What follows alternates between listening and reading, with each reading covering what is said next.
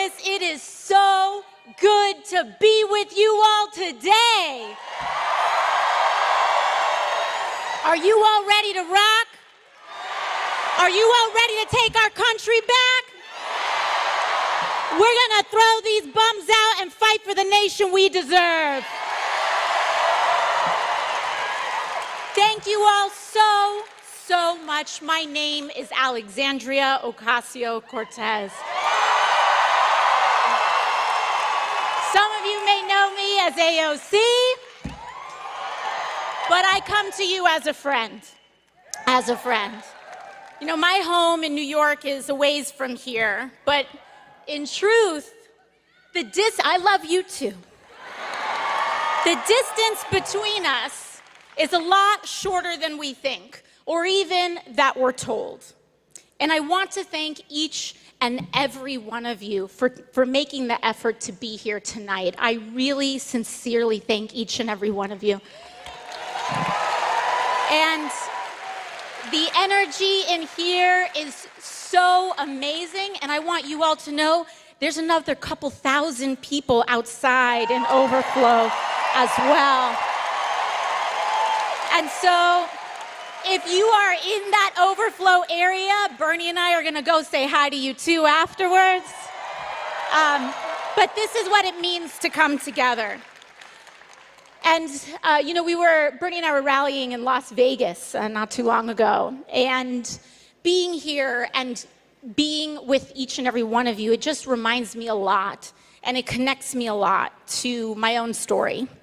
And, you know, I came from a working class family, just like most of you. My mom cleaned houses. My dad was working to start a small business. And sí se puede. My dad was working, sí se puede. Because like many of you all, they did everything they could to struggle and scrap everything together just so that I could have a chance, so that my brother and I could have a shot. And we went to public school, and we worked as hard as we could.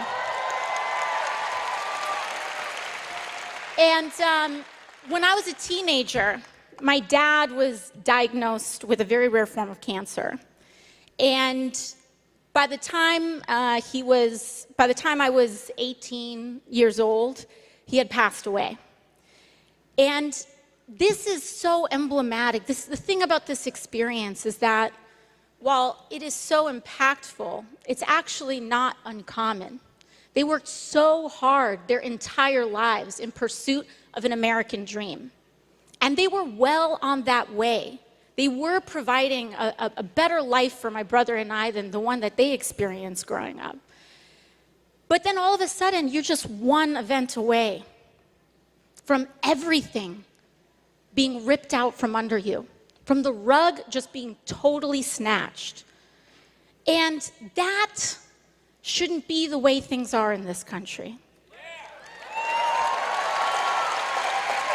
We shouldn't be one accident away from catastrophe, one natural disaster from losing everything. We don't have to live this way.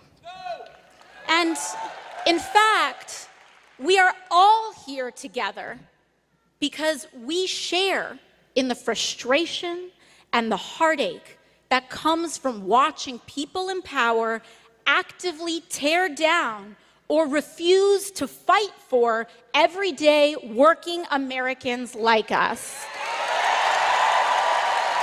We are here because an extreme concentration of power and corruption is taking over this country like never before.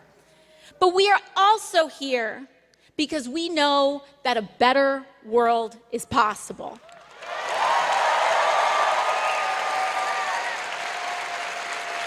But to get there, we need to be honest about where we are right now. We are witnessing an oligarchy in America, when those with the most economic, political, and technological power destroy the public good in order to enrich themselves at the price of millions of Americans. And And the thing is, our political system is ill-prepared for this kind of abuse of power. In fact, much of our political system enables this kind of corruption, starting with the role of money in politics.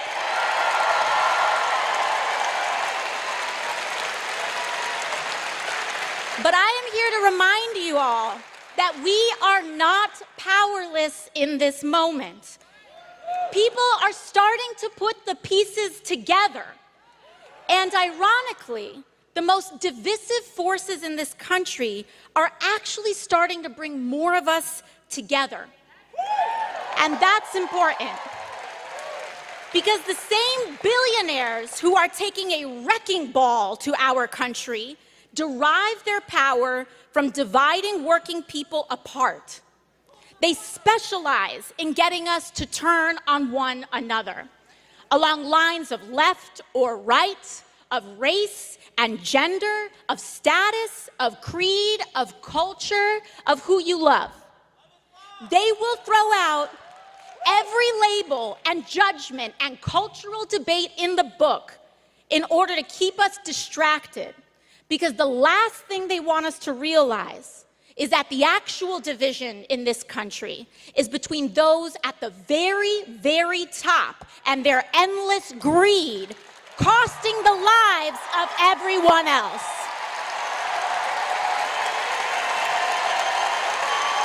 And that's why we must stand together, Arizona. We gotta get ready for this fight.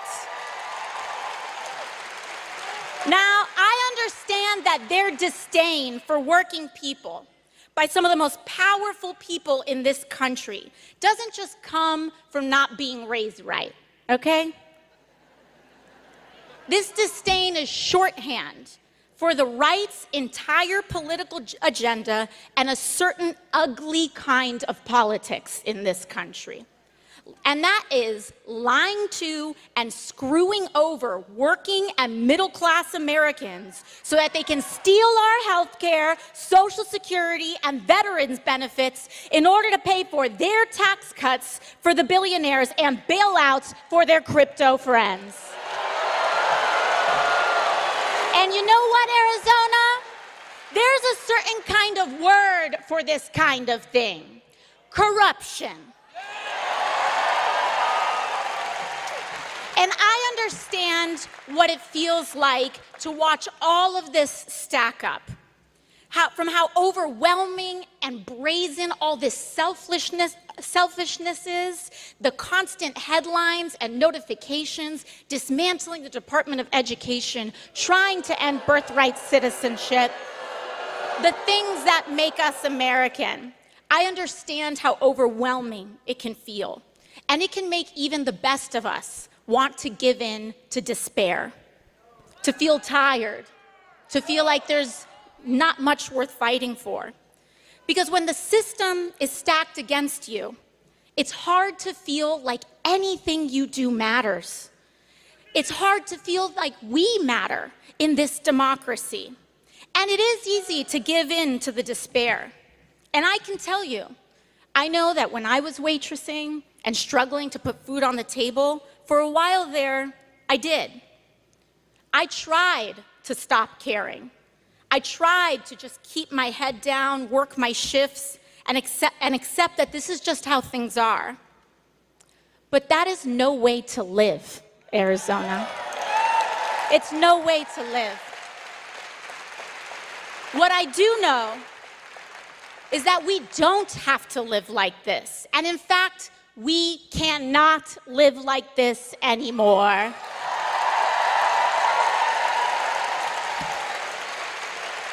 And you know, I'll tell you, Donald Trump does see the immense pressure that working people are under. But his answer to that pressure is an America that operates on a logic of every man for himself. And I do say every man for himself because he sure doesn't believe in women's rights. But now that Trump is back in power, we can see it clear as day.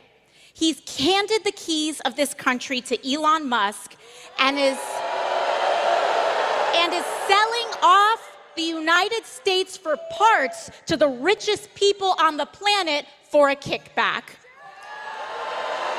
And in exchange, these billionaires and corporations and lobbying industries will back his campaigns and fund them as well as those of his allies.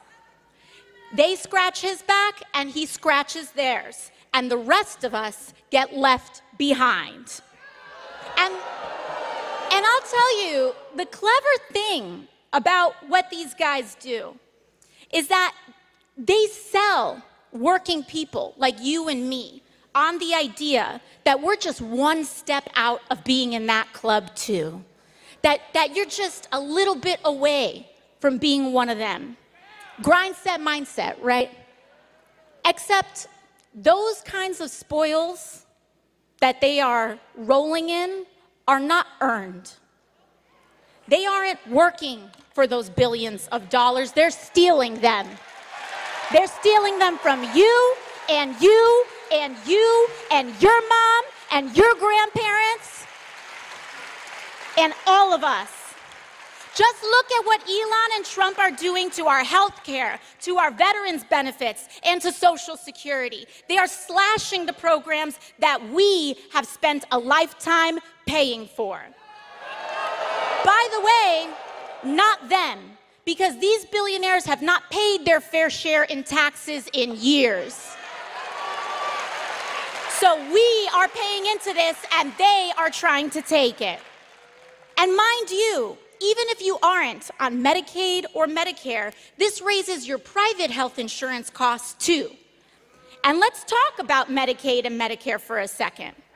Because just a few weeks ago, every single House Republican voted to cut Medicaid in this country. And so many of them now are, oh, no, we didn't. It didn't say Medicaid in the bill. No.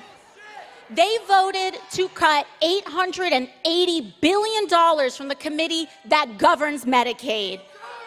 And they voted for that.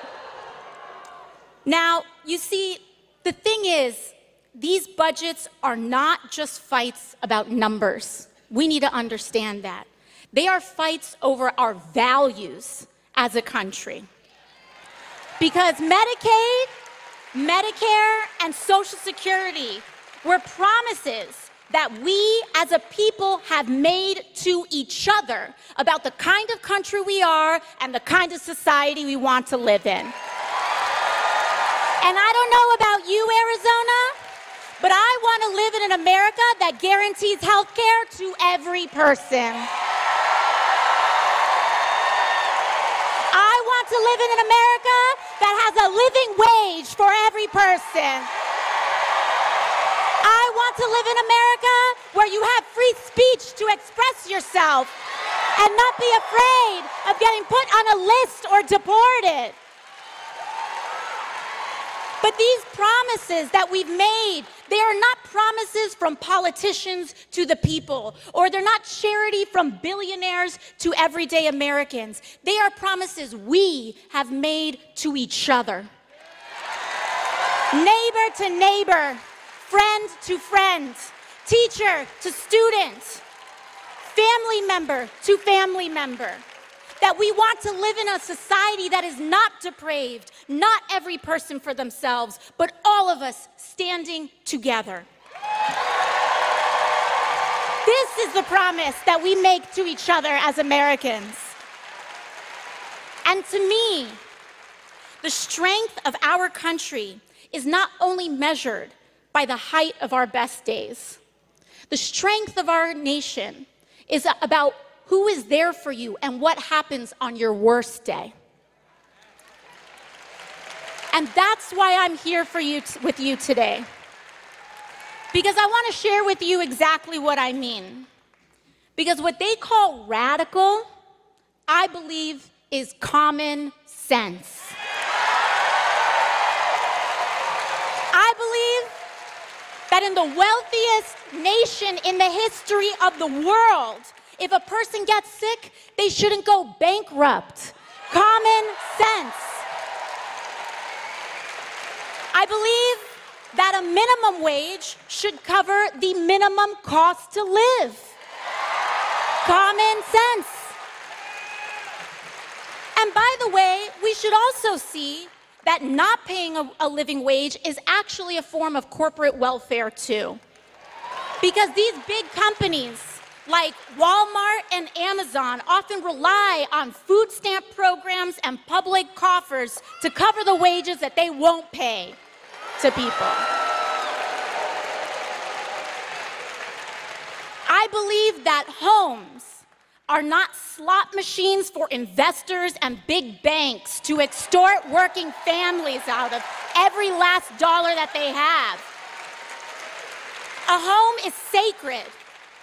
And when your landlord doubles your rent overnight or housing prices skyrocket because Wall Street treats our housing market like a casino, your government and your public servants should fight to help you keep an affordable roof over your head. I believe that our elected officials should take on abuses of corporate greed everywhere they find it. We must get big money out of politics. That is how we make clear that our country is not for sale. And Arizona, that is why I don't and never will take money from industry lobbyists or corporations.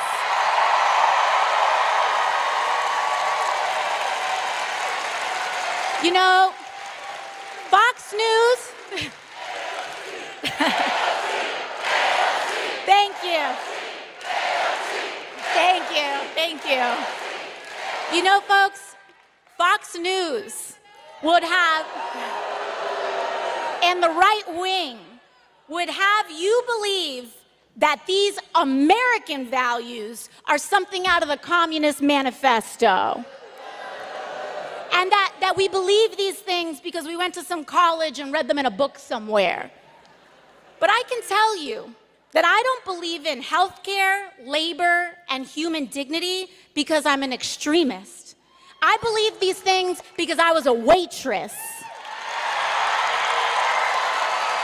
Because I scrubbed toilets with my mom to afford school. Because I've worked double shifts to keep the lights on. Because I did lose a parent to cancer as a kid and had to see my mom open the hospital bills a couple days later. Because on my worst day, I know what it feels to feel left behind. And I don't want any of us to live like this anymore. We deserve better, Arizona. We deserve better than this. And let me tell you something. This isn't just about Republicans either. We need a Democratic Party that fights harder for us too.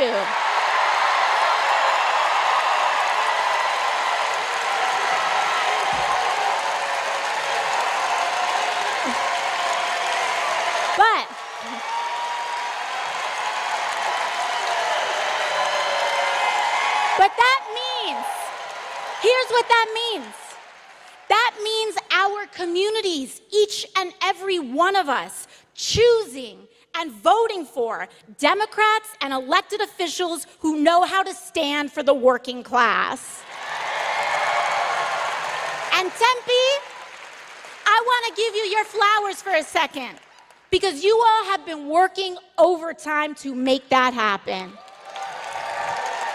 In fact, one thing I love about Arizonans is that you all have shown that if a U.S. Senator isn't fighting hard enough for you, you're not afraid to replace her with one who will, and win.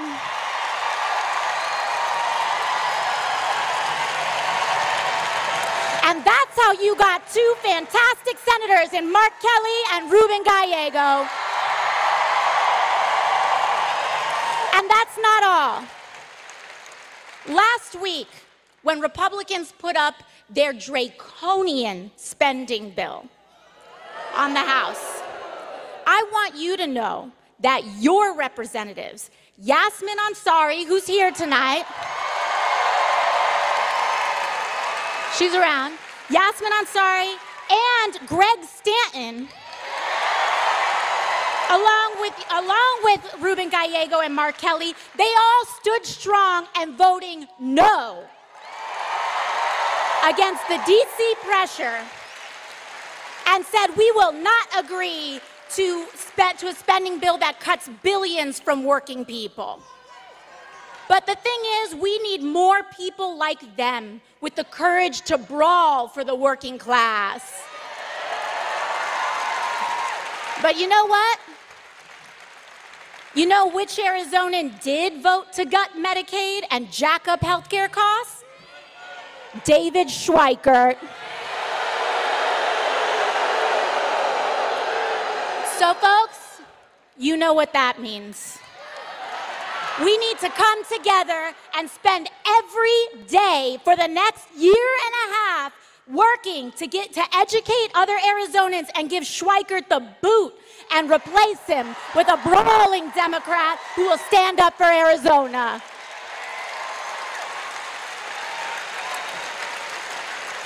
Defend your champions, defend your elected officials taking risks to fight for us, and don't stop there. I want you to look at every level of office around and support Democrats who fight, because those are the ones who can actually win against Republicans. But beyond elections, our bigger task is to build community. Block associations, volunteer groups, PTAs, church organizations, causes all around you. This is the connective tissue that can dismantle fascism.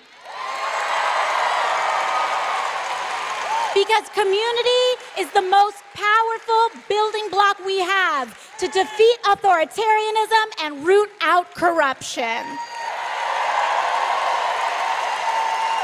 So I'll end where I began. We might all come from different places, but we share a lot of the same experiences. So, your representative. So to all those who came here today unsure of whether this is where you belong, I want to say to you all that you do.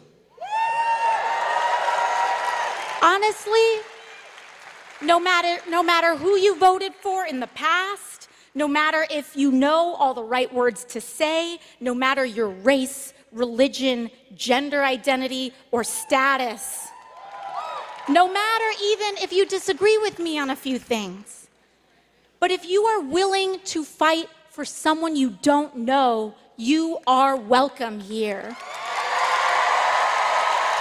If you are willing to fight for working people, regardless of who they are, how they identify, or where they come from, you are welcome here. Because here, everyone is valued. Every life is valued. But I will say this. Those leaders on either side of the aisle who are willing to put their fellow Americans down so that they can get ahead or feel better about themselves, those folks might best find a home elsewhere. Because in this house, we stand together.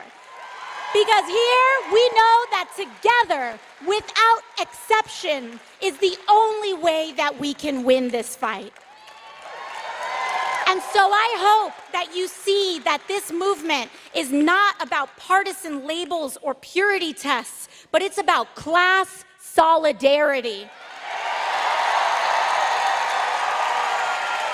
It's about the thousands of you who came out today to stand together and say our lives deserve dignity and our work deserves respect.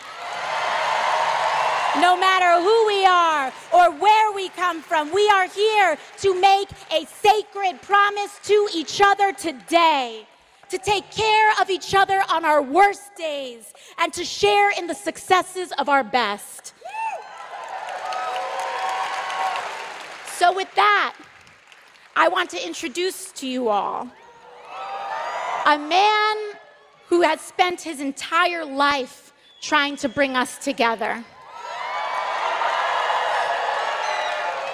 You know, I know that one of the things that inspired me to run for office for the first time is that when I saw Senator Sanders on television,